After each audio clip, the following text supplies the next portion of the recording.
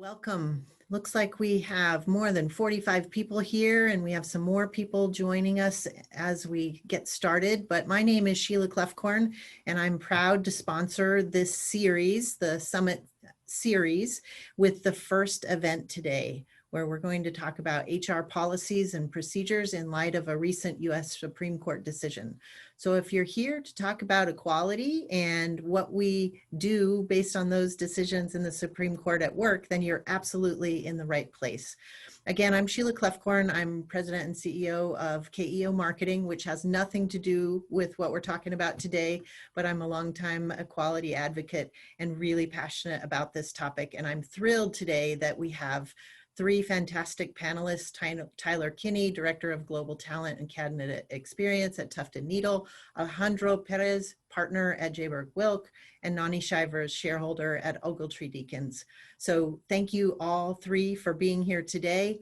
The goal of today's panel is to talk about how to create an inclusive workplace, HR policies and procedures in light of this recent US Supreme Court decision. So you may be saying to yourself, what Supreme Court decision, especially since the Supreme Court is so much in the news right now?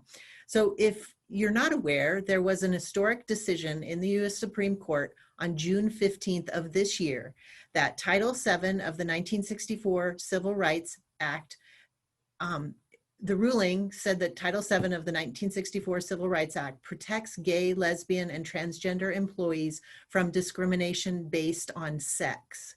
The ruling was a 6-3 decision, with Justice Neil Gorsuch, President Trump's first appointee to the court, writing the majority opinion, and that opinion was joined by Chief Justice John Roberts and the court's 4 liberal justices. So those of us who are concerned about the hearings right now, this is an example when a Trump appointee actually ruled in our favor.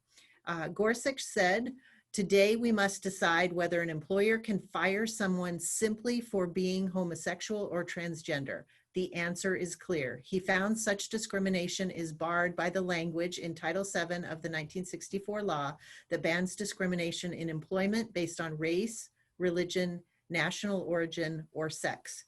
This is a ruling that, had it been a few years ago, we would have expected, because attorneys for our community have been working for Title VII for some time, and we were confident that we had a good body of cases to make this happen. So that it happened under Neil Gorsuch is pretty exciting.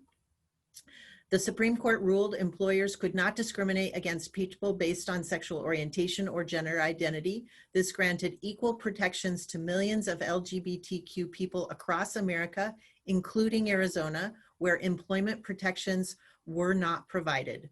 And even though LGBTQ people still lack equal protection in housing and in public accommodations, this was an historic win. But as many of us know, it's one thing to have a law in the books and quite another to put it into practice.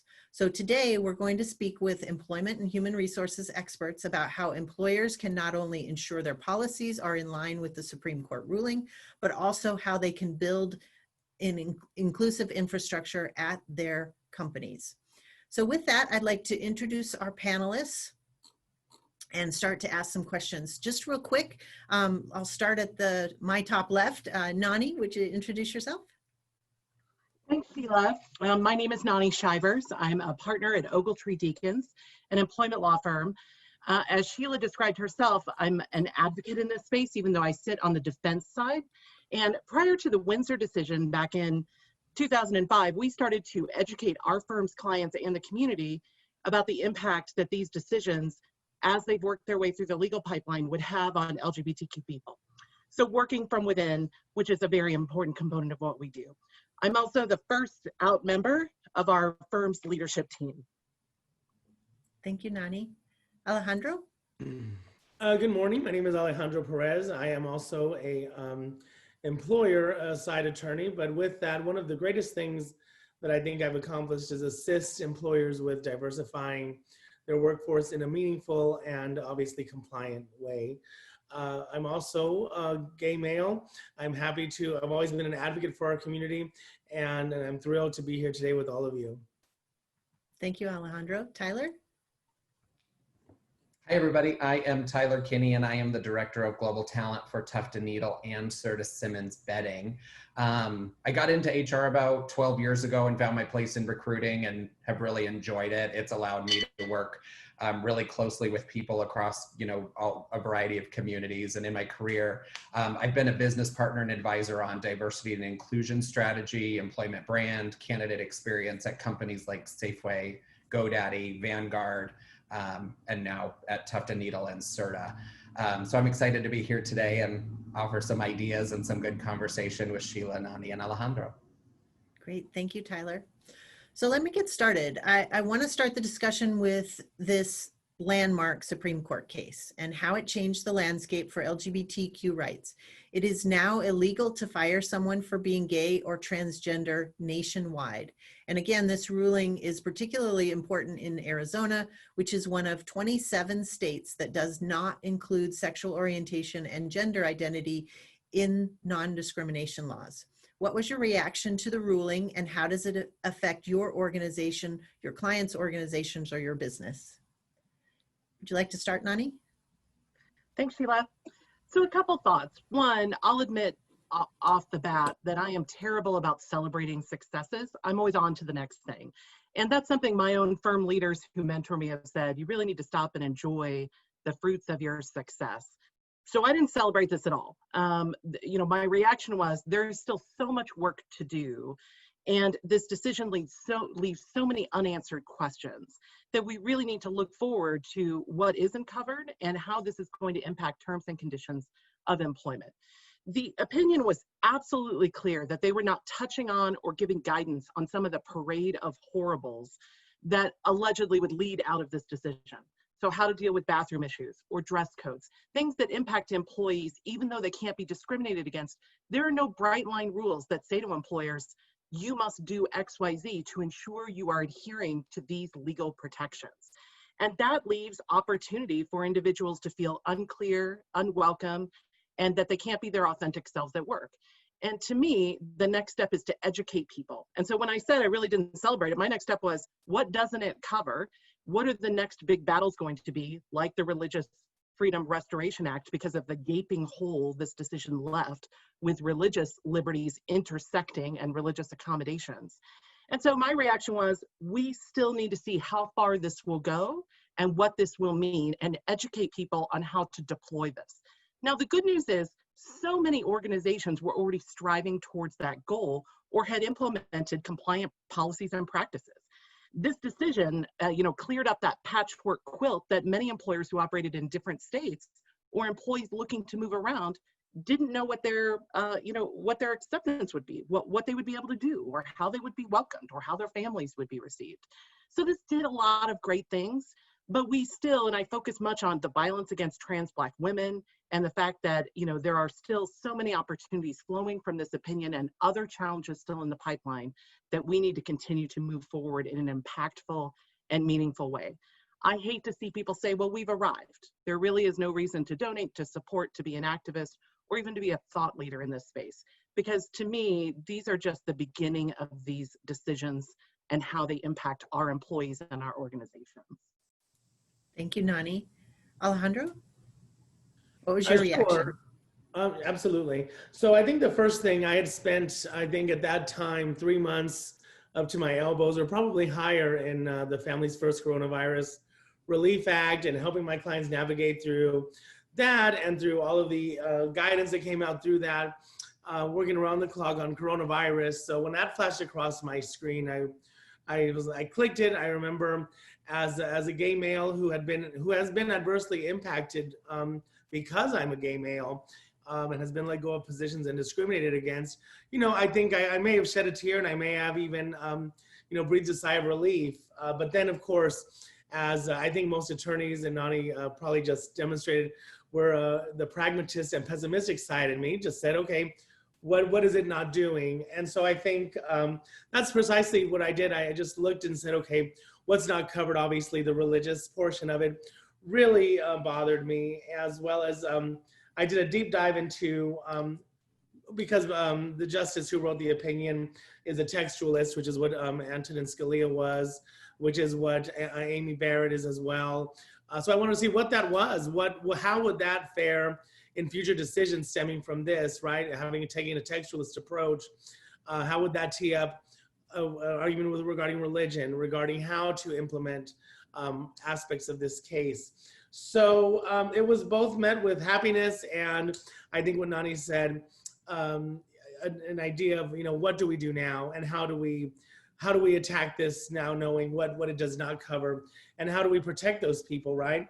Because as someone who has the transgender family members, and that's what I worry about the most, is what's going on with our minority, gay, lesbian, and trans adults and people just in the workforce and otherwise. So yes, there's definitely still a lot of work to be done, and I thought that after my initial elation. And I think, there's, like I said, there's good work to be done now, and we know where to move forward. Luckily, I've always told my clients, my job is to make them an employer of choice.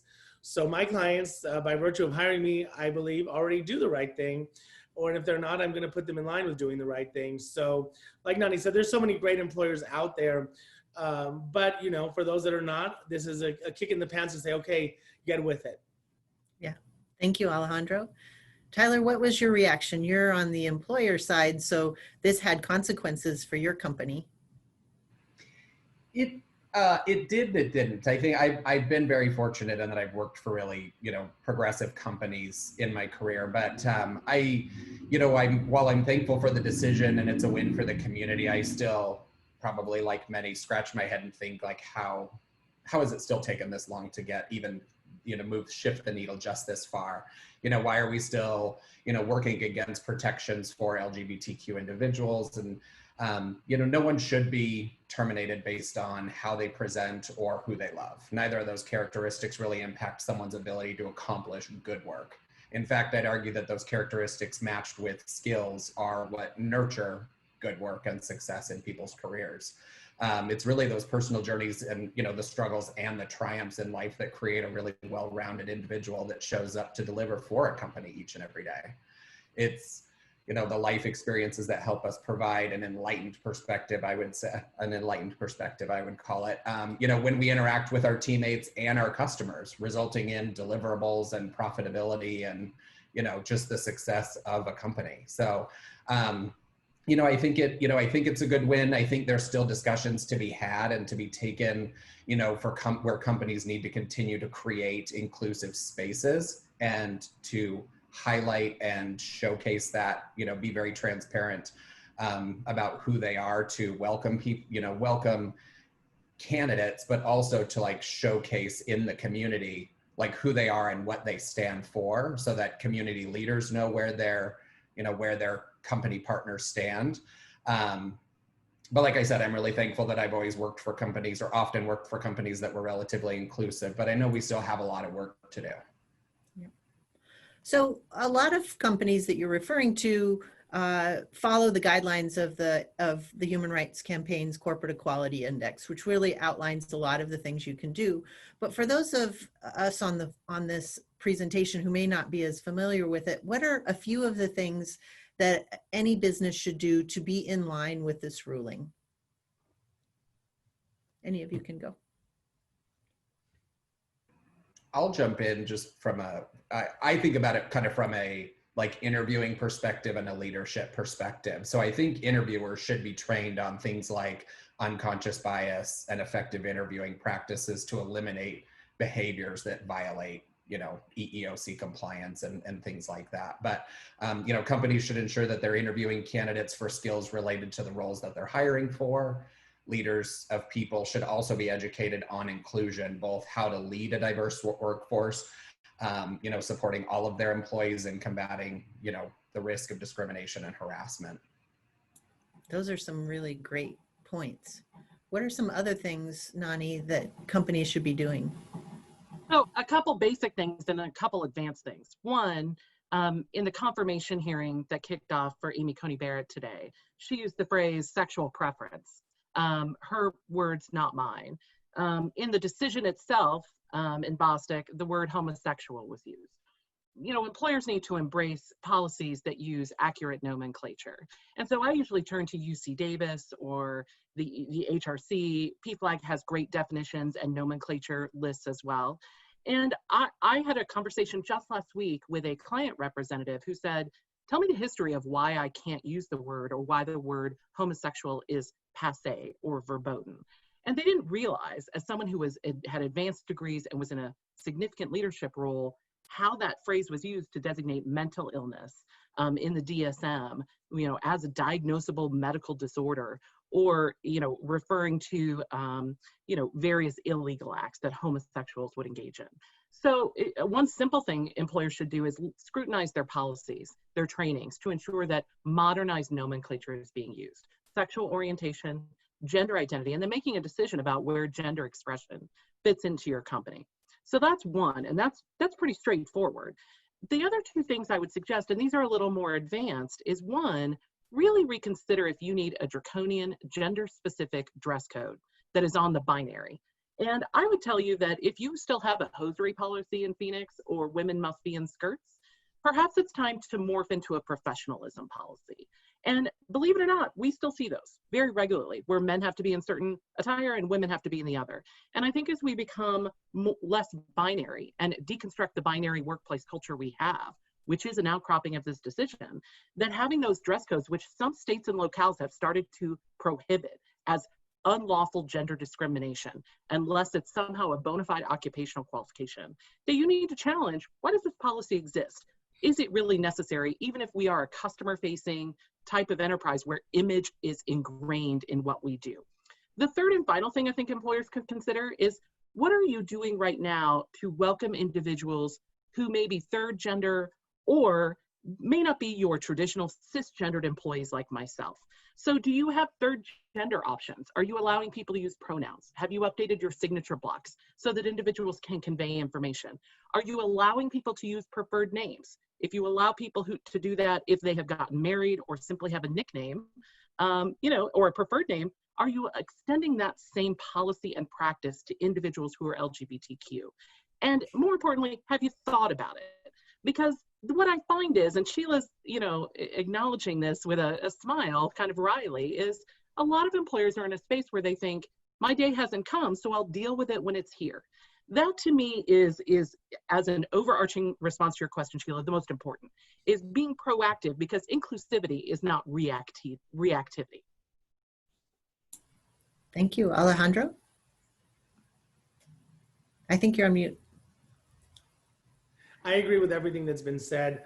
I think first and foremost, you have to have buy-in from the top to the bottom, right? So if you just pass policies and you do not have any buy-in with your employee, with your workforce, it's not going to work.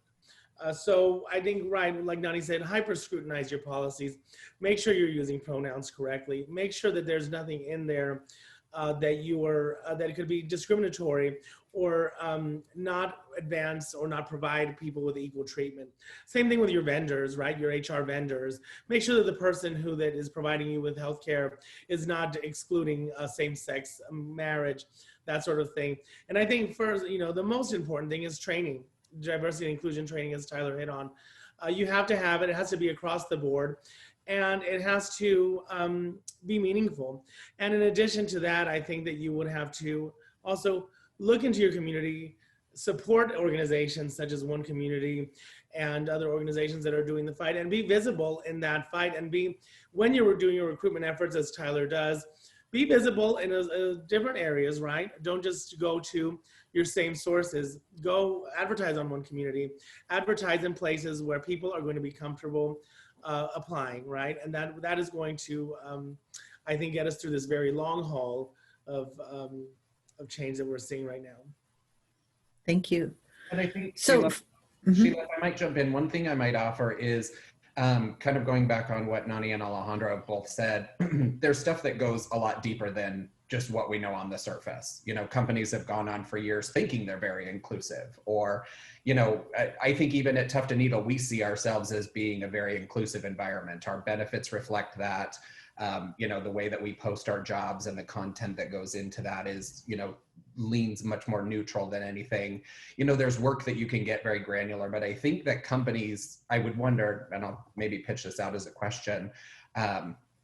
I don't know if I'm not a moderator, so I can't ask the questions, but, you know, if companies know where to go, you know, even at Tuft and Needle, while we see ourselves as really inclusive, we brought in Katie Van Horn from VH Included and had her consult on a variety of different things and help us work through like some very thoughtful leadership practices and challenge us in the D&I space to ensure that we have that, you know, more so than anything, like had that belonging component. But she walked us through what diversity, you know, what the D, the I, and the B means in diversity, inclusion, and belonging.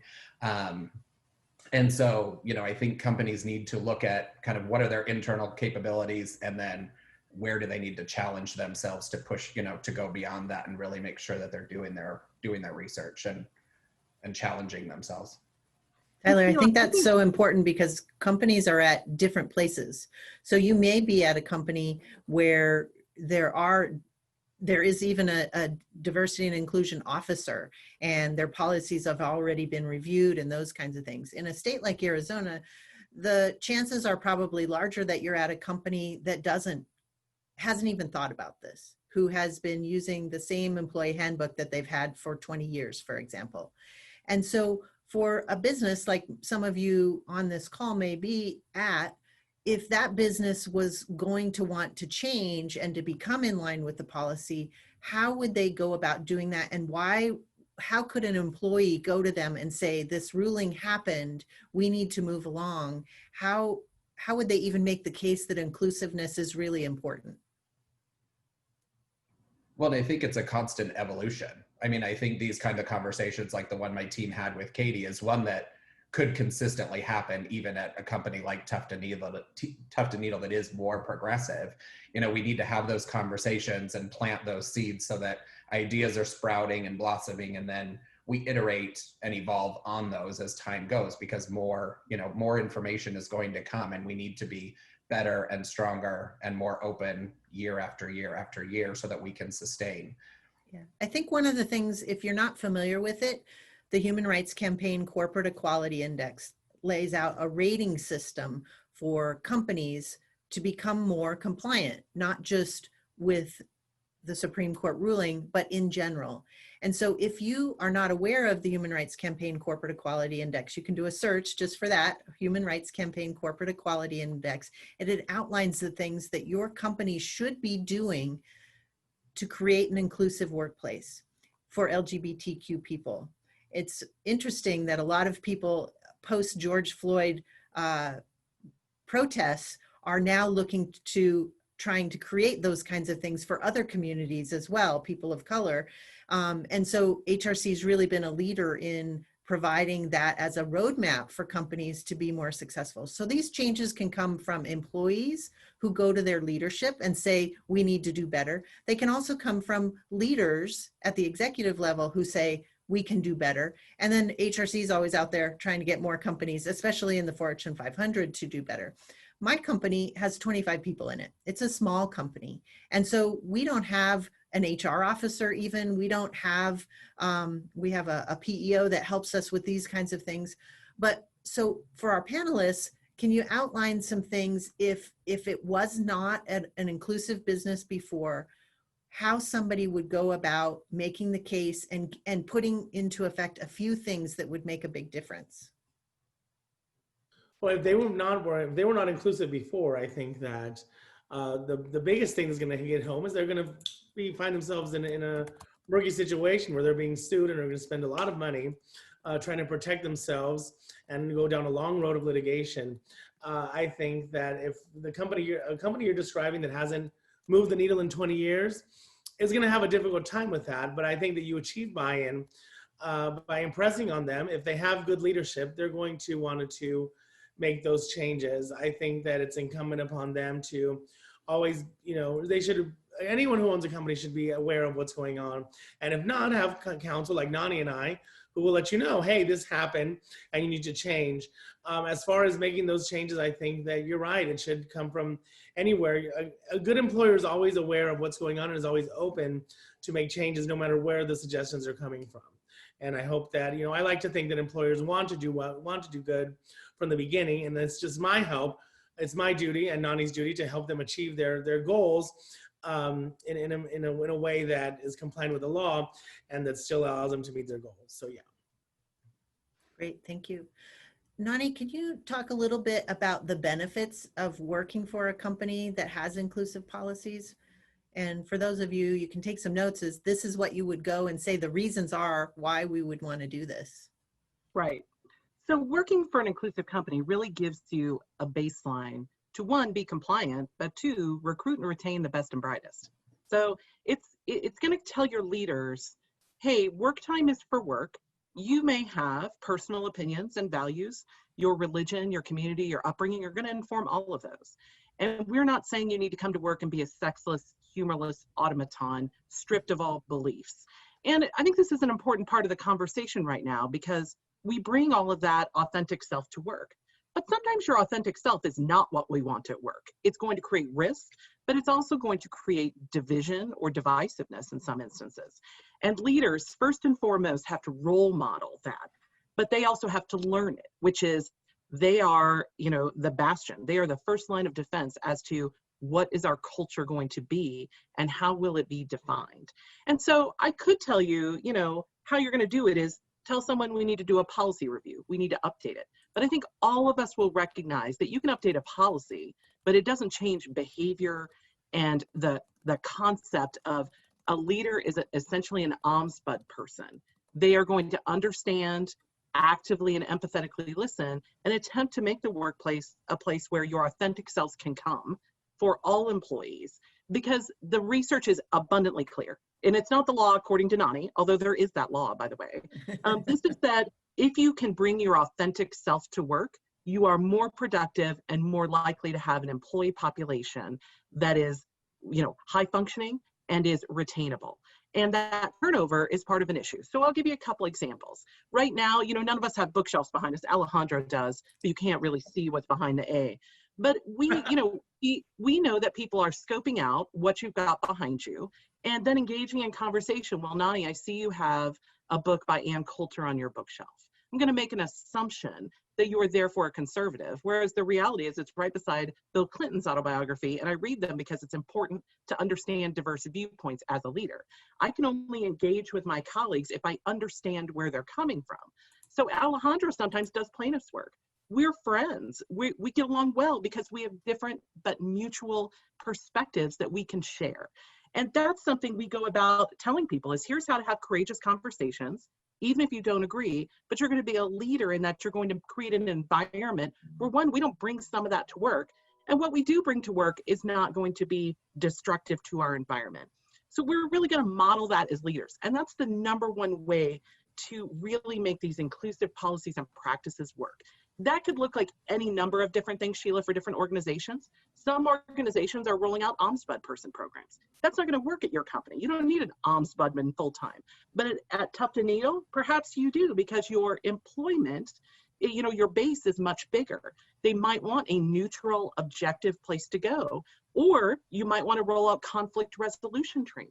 You also might want to roll out training on how to do courageous conversations, which is, I don't know how to ask you the right term. And a good example of this is we just did training on, many white cisgender individuals feel very uncomfortable now that they will use the wrong language. That prevents them from engaging in meaningful conversation with their colleagues. And so we had a conversation where we taught people it's okay to say, is Black or African American the correct term? Whereas that shutdown, if we don't say, you can ask me why homosexual is not the ideal term and is a pejorative at this point in time, is an appropriate workplace conversation that will move forward inclusiveness.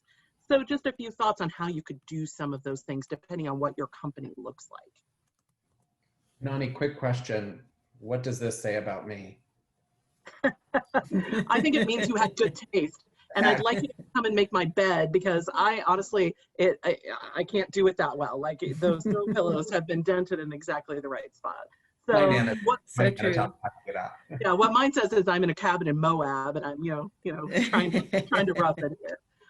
It's just I know it's a silly example, but I've actually been called out for what's on my bookshelf. And some of that's because I have LGBTQ. I have a whole shelf of that type of background. I have the Gay 100. Now that probably shows my age as being closer to Sheila, since we're the more senior members of this panel. But you know, I've had people say, oh, I don't think you should be showcasing that type of stuff on Zoom calls. And to me, I'm like, well, one, it's my house, and two, this is my bookshelf, and three, what would possibly be offensive about that, right? And so to me, I think we need to really be aware that this is something people are very acutely aware of. It especially impacts people of color who are concerned about that and are being held to different standards. I think that that intersection with our community is incredibly important. Well said, Nonnie. Thank you. So Tyler, you've done a lot of recruiting at big companies. What have you found to be some of the advantages and some of the challenges to attracting and retaining people in the Arizona market? And does this Supreme Court ruling change any of that? You know, it's, I haven't had the discussion around like the Supreme Court ruling with candidates. I think it's not something that our candidates are having a concern with relation to our company. You know, I think we're known as an inclusive company, an environment that, you know, is welcoming. And so it's not something that's come up in conversation yet, but, you know, it absolutely could. You know, what we do run into is when it comes to the location, you know, being in Arizona, it's the heat. People don't want to relocate for the heat, or it's job specific. You know, like certain talent types are, you know, tech people are wanting to stay in, you know, the Silicon Valley, or where, you know, we've got pockets of tech people in Nashville and Denver and, you know, the Bay Area, you know, marketing people that are on the East Coast in New York and things like that. So I think that all, you know, I think it all varies, but I think the reason that we are attractive as a company, both at Tuft and Needle and at Serta, is because we present ourselves as a diverse as an inclusive company. We put ourselves out there about who we are and why you want to work with us. And I think companies that, from my perspective, that's where companies tend to fall short, is that they, you know, they're inclusive, but they're not out front about it, or they reserve themselves. And so candidates have to do a lot more digging in their process to find out who a company is before they want to apply. And we live in an age now where you've got everything at your fingertips. So you want to see who is this group? What are they about? What are they involved in? And do I want to be a part of that? And on the other side of that coin, I tell candidates, that's exactly what you should be looking for. You should be looking at a company's values, and does that align with who you are? And, you know, what do they stand for, and who are they engaged with, and how do they present? And does that fill you up? And do you want to be part of that? Because we commit so much of our time to a company. So, you know, I think it's important for companies to get out front about who they are and what they represent and how they want to be perceived. So I think you know, I'm fortunate that I work for a company that has a brand, you know, 2 brands that have that inclusive nature. But I have been in environments that feel a lot more conservative. And I think that's where they need to do some digging. And going kind of back to a past question, I think aside from like policy and procedure, companies need to have the heart to want to do this kind of work. They have to want to be an inclusive environment, not to check boxes or not to retain talent or not just to like protect themselves from litigation, but like because that it's important to them. And I don't know if that's too hokey, but from a people perspective, that's what I believe. And I think that companies need to make sure that they're doing their part to put themselves out there and to do that soul searching, I guess, if you will, to be able to articulate who they are and define that in the market so that they can then bring people to them. So Tyler, as a follow-up question from one of our attendees, how can you determine what a company's values are? Often what they portray on their website is not authentic. Well, that's where a company has to be held to account. You know, there is an area where a company can say they are one thing and then they do another thing, and that's just bad marketing. And so, you know, there is spaces now in the, I guess, employment market where you've got, you know, a Glassdoor, you have, you know, other types of platforms where employers, former employers, current employees, past employees, candidates can go and share the experience that they're having. I went and interviewed with this company, and I immediately identified that this value is not accurate. There is the Yelp for employment out there. So, companies are held to account for who they are and who they say they are, and then who they show up to be. So those things do have to align.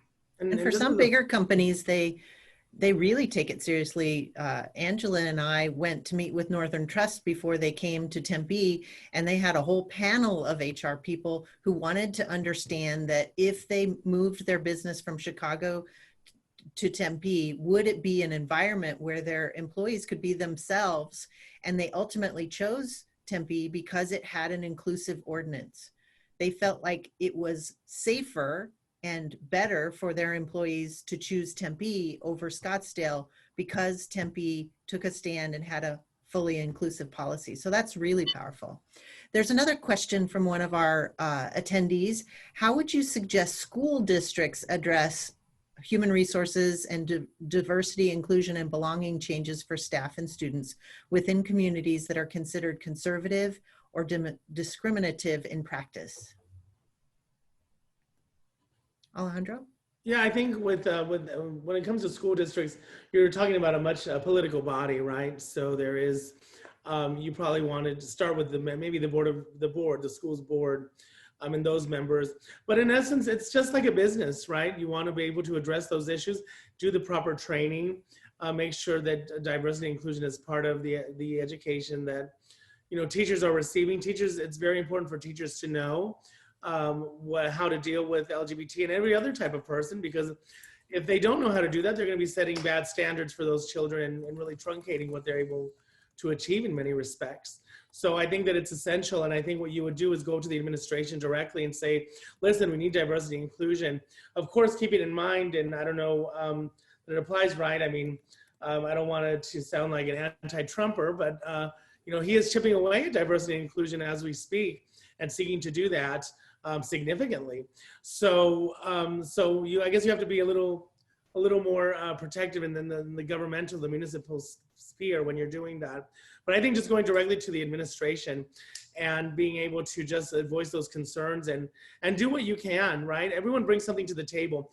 Diversity and inclusion isn't just something that we're taught by Tyler or Nonnie or Alejandro or Sheila or Angela.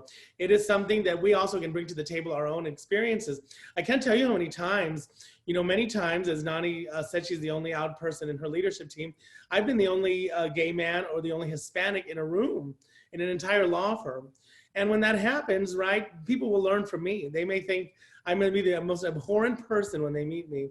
But hopefully through getting to know me, through speaking to me, they realize I'm just a regular person. My choices may be different than theirs, but I've had friends who've been Federalists. I've had friends who've been all sorts of things throughout my life. And I never had a hard conversation where I said, you have to like this or that.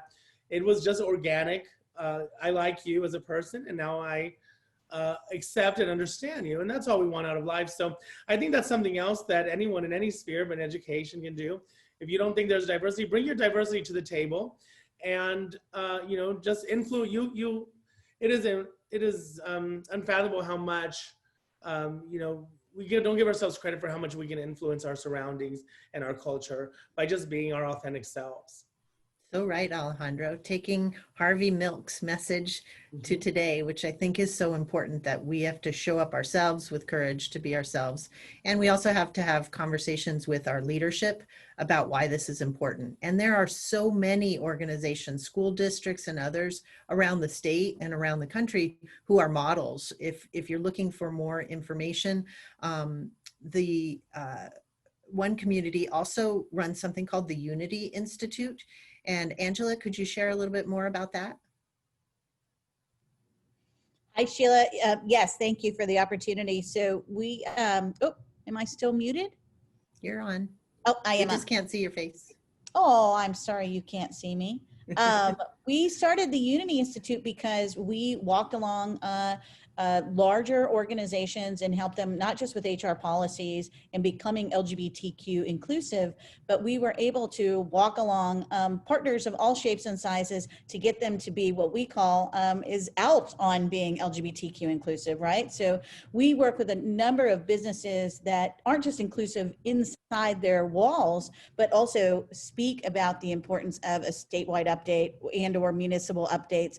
Employers overwhelmingly want to make sure that their employees have the same rights and protections outside of work as they have inside of work. And so we created the Institute with a lot of feedback from partners, partner organizations from around the state, and it's an LGBTQ inclusive certificate program that we do. So we're happy to talk to folks about how important that is. And it's literally a half-day training and incredibly valuable.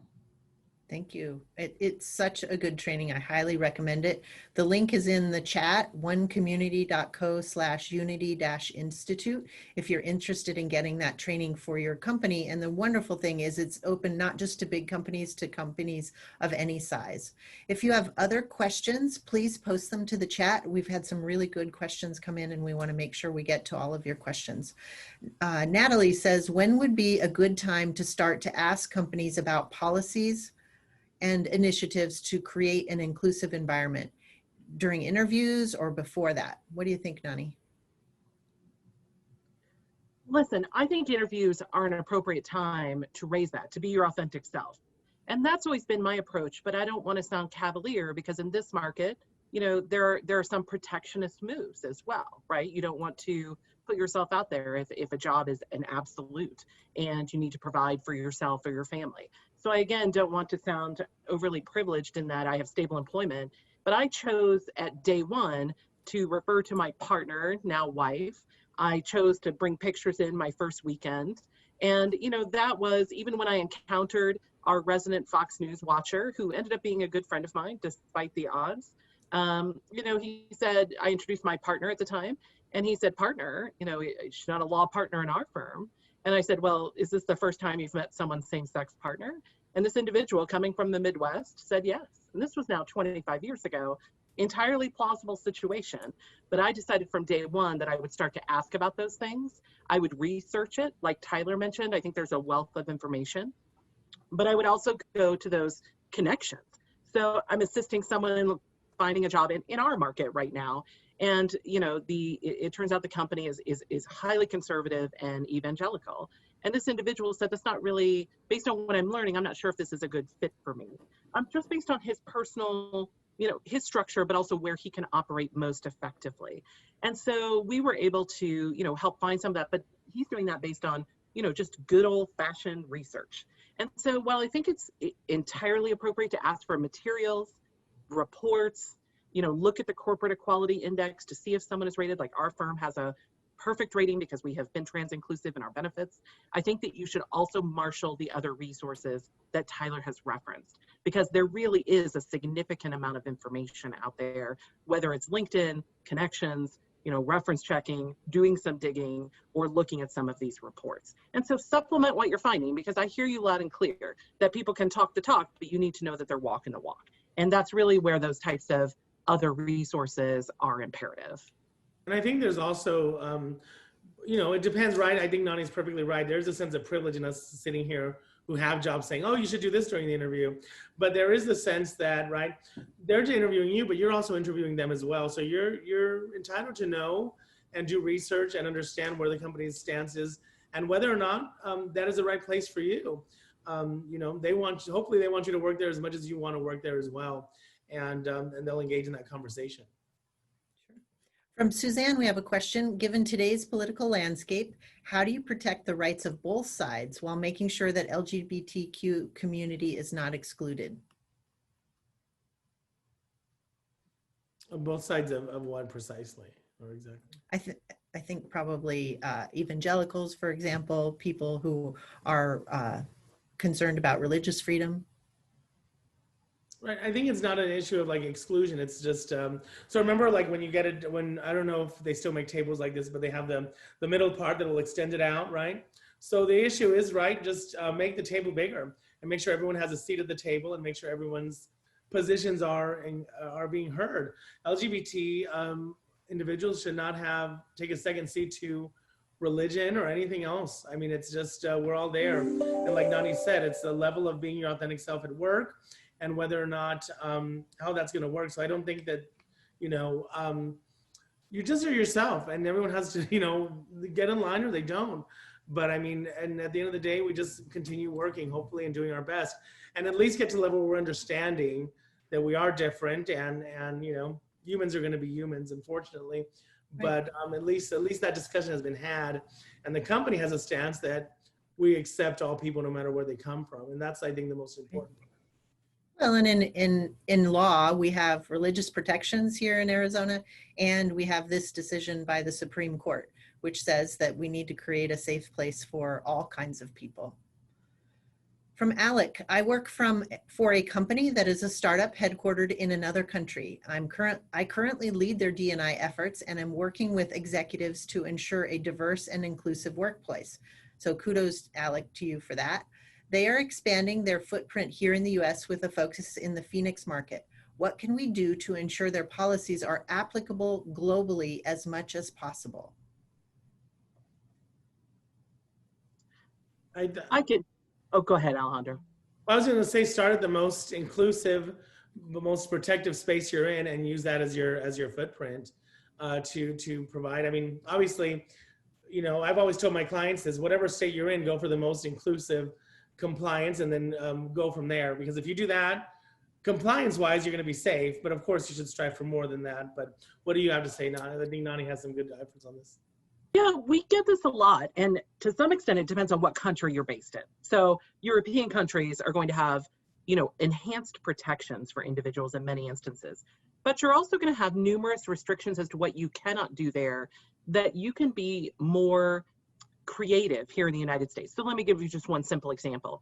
There are incredibly heightened data privacy and personal privacy protections in the EU. And so, for instance, if you were based in Brussels, your company is not going to be able to collect necessarily or deploy DE&I statistics and leverage your data to say, we don't have quotas if we're not a federal contractor, but you're not going to be able to do that in Europe. He's talking about Ireland. Oh, and so in this instance, if we're talking about Ireland, you would not have access to, or it would likely not be lawful for you to leverage and collect that data in a lawful way. Now, you have to be very careful with data collection because it still is a very controversial subject because of these protections being new and not all-inclusive. And so the first question is, what would you do with such data? And if you wanted to, even though Phoenix, right, if you were to expand here, most of your policies are going to be fully compliant in all respects, because in Ireland, you're going to have more progressive, or most EU countries, more progressive and inclusive policies, but you're going to have more authority to do more here. So you might get some pushback that, well, that's an EU conservative employee protectionist approach. We either don't have to do that here, or we could do something even more and different here. And so my one recommendation to you is, remember that not all European policies work seamlessly in the United States for a variety of reasons, because our law is in fact different. And there may be some significant cultural misunderstandings between what the level of litigation and compliance requirements are here versus in a place like Ireland. They're very differently situated in that you're not going to have nearly as much employment litigation or resolution through pre-litigation. You're not going to have charges or lawsuits. It's going to be a very rare event. You're going to have no employment at will. And so the whole structure is different. And so after getting some of those basics in line with the unit that you're working with across the sea, you're going to want to really think about what's different or more nuanced, and what are our employees going to expect to see that will really set them off if we don't have it as well, because some of those may need to be enhanced. It's a really fascinating time to be dealing with this, because it's very bifurcated. Yeah. So Alec, getting the assistance of an attorney like Nonnie or Alejandro may be an important thing for you to consider, even though you're a startup, to answer some of those more specific questions. And one more question. There are now DEI job postings, and it is hard to tell whether they want someone to bring on just for the title, or someone that will roll up their sleeves and get to work. How do I frame my commitment to get tough work done for the employer without turning them off? I think that that's something. So at one point in my law career, I said, I'm going to go be a D&I professional. I went to go work somewhere. It was kind of like a transition phase in my life. And I went to do that, and it paid less, but I was like, I'm going to be doing the good work. And when I found out that it was just like a paid position that didn't, it really didn't advance anything. And so with that said, I said, I did say, I think it's time for me to return to the practice of law. But right, you have to stick to your convictions. I think that that's something why I work well with D&I professionals, is because I've sat in their seat and I was in HR prior to becoming a lawyer. So I can tell you, you have to stick to your guns. You have to challenge the powers that be. You have to make sure that the position you're in is one that is extremely important. It is, something that so many people are going to be affected and impacted by your role there. And you have an opportunity to make a tremendous difference, right, in your organization. So, it is incumbent upon you to just challenge the organization and make sure that they are doing the right things, and make sure that you're just not drawing a paycheck or giving ancillary work just because they're not really interested in you doing that. So I understand. Alejandro, you would say you would do that even in the interview, right? Absolutely. I think that you get that commitment in the interview. And if you're a professional, then you should be able to say, listen, I want to make sure that this company is truly committed to the goal, that this is something that is really, the company is really seeking to do. And even feel free to use my example or your own example in the past. That does happen. And it's incumbent upon you to, I think, if you're in that position where you're going to interview for that type of job, I think that that's a fair question, and you should be asking it. Absolutely. Great. Thank you, Alejandro. Here's another question from Robert. How can we help companies that are on the right path but are still more reactive than proactive?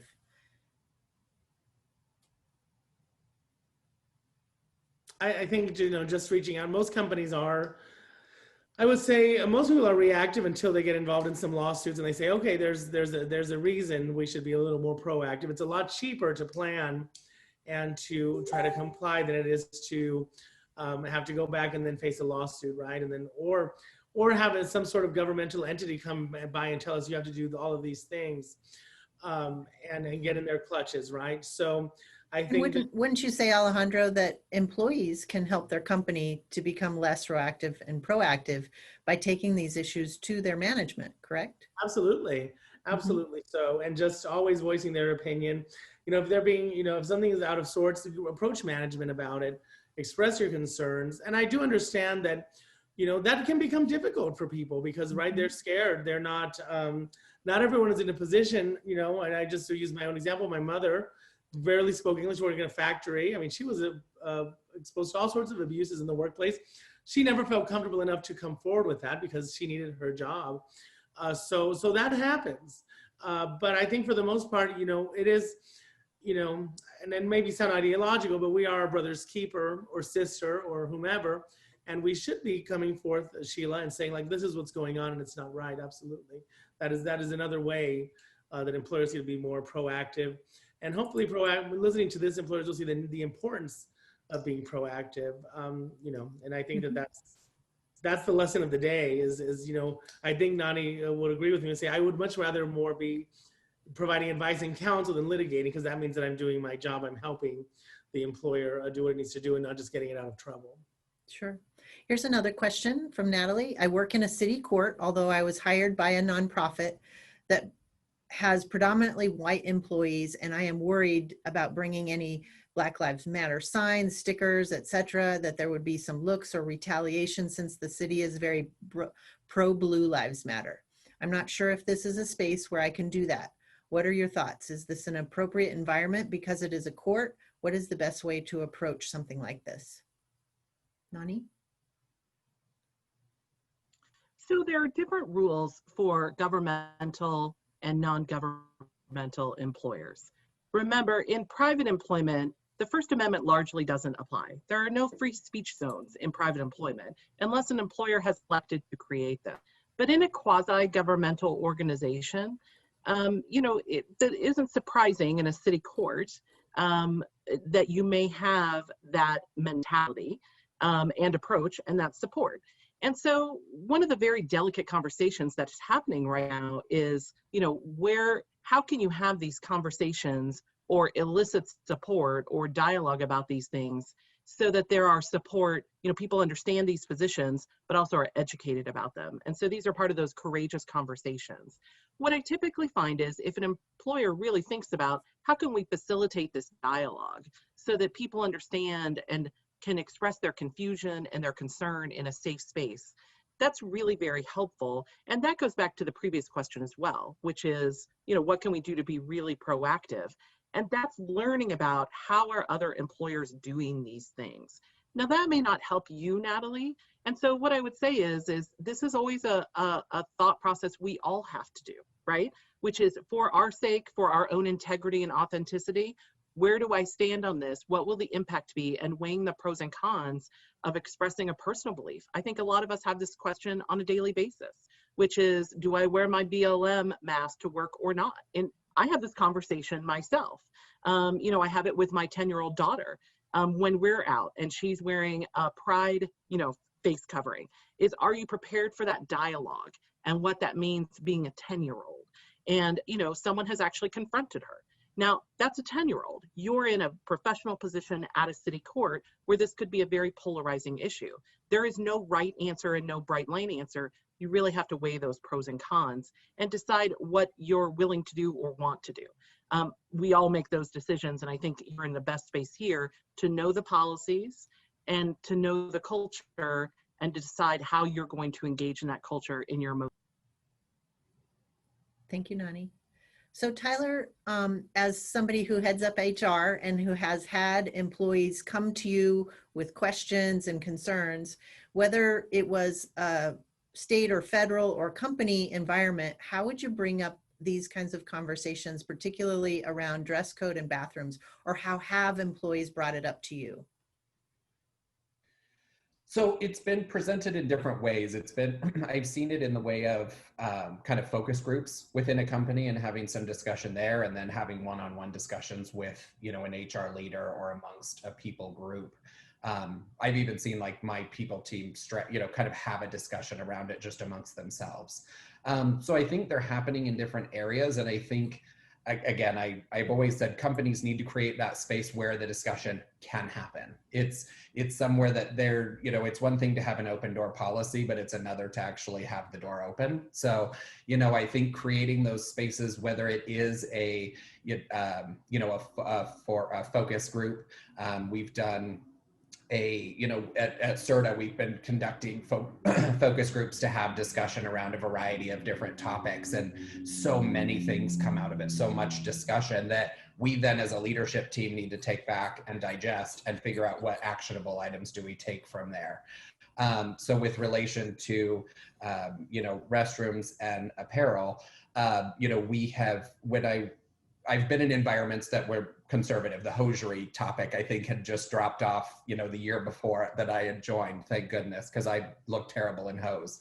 But it's, you know, it's one that, you know, the discussions just need to happen. It's the place where it's, you know, I think you need to find, what you're trying to say is that you need to find somebody who will listen and help become an advocate with you. And if you can bring other people in your organization together to have the conversation, then you won't be alone. One of the things that I'm so struck by in this conversation today is just the courage of the people on this call to ask these questions. So kudos to you for your courage for asking them. I want to thank our panel, Nonnie and Alejandro and Tyler. You've given us incredible information and great stories as background for how to think about this going forward. The Title VII decision by SCOTUS is a watershed change. It means that legally, LGBTQ people cannot be fired from their jobs in the United States. It's as momentous a decision as the same-sex marriage decision, and yet there's still so much work to do. So thank you for being a part of this today. This conversation is really important. As far as resources goes, you can always check the Human Rights Campaign Corporate Equality Index at hrc.org, And you can also get your company to sign up for some incredible training that one community provides called the Unity Institute. And you can get that at onecommunity.co. So thank you for your time and being a part of this great session today. We hope you'll join us for the other summit sessions over the next several days, and have a wonderful day. Thank you.